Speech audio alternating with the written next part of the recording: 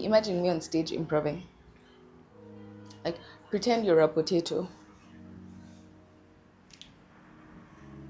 Don't make me into fries. Why would you think to make me into fries?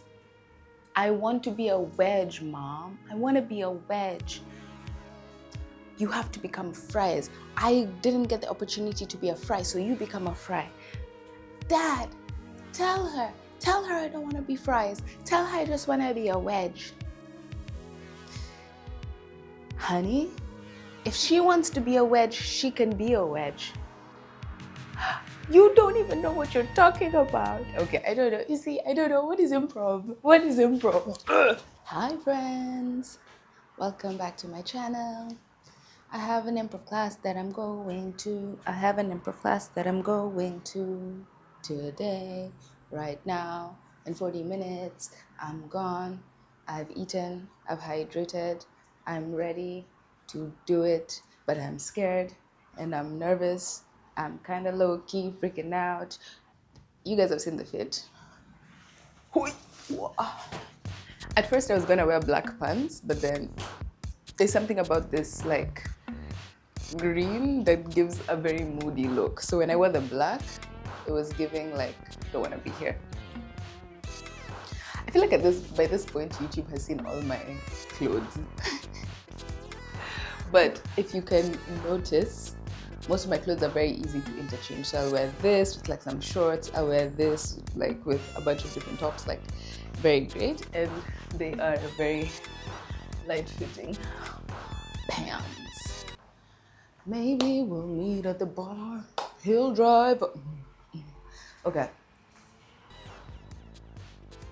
So I'm typically not always able to film when I'm in these like classes or dance classes or whatever workout stuff. So I might have to include some Instagram shots, as I do usually in my videos, so that you can know the vibes. But I mostly choose videos that most resemble the vibes. So you're not that far off. But I don't know. I feel like I don't actually like getting recorded randomly, so I don't record people. Let me show you 2 books that I've been reading in preparation for this class. I'd say reading is a very strong word, but I've been skimming and browsing through them. The first one is this book. It is called The Zen Art of Stand-Up Comedy.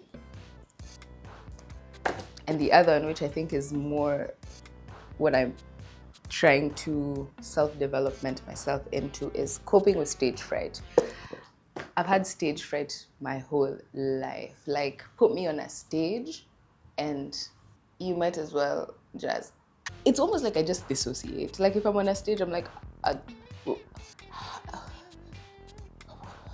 was I trying to say? What am I doing? Who am I? Like I lose my mind. So it's my first improv class ever in my whole life. And I'm like working my nervous system to stay excited and not nervous, because apparently physiologically nervousness and excitedness show up the same way. Don't quote me, I'm not a psychologist. Anyway, I'm taking this class because I want to try something new, something fun, and I'm curious about it. It wasn't completely free. It's a taster session, so it wasn't completely free, but it was $20, which I think is quite affordable for a 2-hour workshop. And because it's like first time, it's a big thing that I'm doing. I think it's value for money. The second reason why I'm taking this class or putting myself out here in this way is for my own self-development project that I'm working on, which is to improve my relationship with being seen and being perceived. And what better way than to put yourself on stage? Now, don't get me wrong. The reason I'm doing it here in a city where nobody really knows me is just that. Because if I go and it's awkward, then I'm gonna wrap it up, overthink it on Sunday, and move on with my life on Monday. So it also feels like a very controlled environment to do this. Yeah, what else am I gonna do on a Saturday? So I'm excited. I'm just eating some oatmeal, apple oatmeal and peanut butter. fill myself up, but I'm inviting peace, positivity, vibes, good vibes during this. I feel a bit sick. My voice is raspy. It hasn't been a full-blown cold, but I feel like my voice has been strained and struggling, which is like not the time for improv. A few moments later. Hello. So I'm back from my improv class, and suffice it to say, it was a cool time. It's also a great place to like meet new people if that's kind of what you're looking for. Me personally, I couldn't get out of my own head in some regards. Like I was there and I was like interacting and socializing with these people, but I felt like, you know, when you're in recess and you're supposed to be playing but you're just like waiting to go back to class. That's what it felt like. I didn't feel like I had playground energy. I wasn't really like into hanging and talking with everybody else.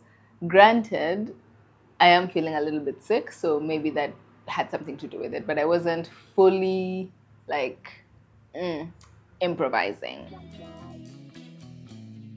I am 100% still the same person who used to count how many people are in front of me in class reading a passage before my turn and like read my passage so that I'm like prepared. Like I definitely 100% are still that person. Not very improv of me, I would say. 100%. Even if it's just 1 or 2 classes that you're going to experience and just feel, it's like a playground. It's super fun vibes. You get to meet a bunch of different people. You get to hear different stories. You get to learn new games. Anyway, yeah, that was it. I'm going to nurse myself back to health. I can feel like my energy is I'm just kind of declining as we go. So I'm going to take the rest of the day to take care of myself and try to feel a lot better. And I will also do my drawing challenge. Guys, it's day 5 already since I started, and I have been super consistent with it. And I have some lessons that I would love to share about the process so far. No, I'm trying to do too much. Anyway, but there's a few lessons that I've been learning through the challenge. A few of them are like, I'm not afraid to mess up anymore because I know I have another drawing coming tomorrow. The activity that helps me feel accomplished for the day, like being an art form, or like the fact that it's drawing something subpar, is really nice because it still requires me to show up, but it doesn't require me to be perfect. My first 3 drawings were really terrible, and then the 4th one was so cool. I'll even put it up. I'll show you guys my progression here. You can see. And the first 3 were a bit like, ha ha ha, what a funny challenge. And then the 4th one, I was like a bit locked in. Yeah. And then I also got a really cute comment. I don't know if they are a subscriber, but they left me such a sweet message that was very thoughtful and gave me some tips about certain communities for drawing that I can engage in. And I'm like, wow. Having somebody engage with an idea that I've had in such a positive way. She was like, I believe in you. I'm like, wow, you don't even know me. But if you believe in me, I believe in me too. It's just nice to know. It was nice to feel that she didn't have to do that. I wasn't expecting it, but it was a sweet message to read, and I'm very excited by that. That's it. I'm gonna keep drawing.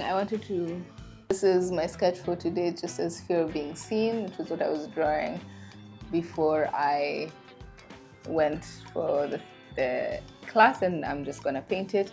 And this is what I'm drawing every day, which is a black woman figure of some sort. So sometimes it's like trying to be realistic portrait vibe, and sometimes a bit animated, but the thing that I draw every day is a black woman.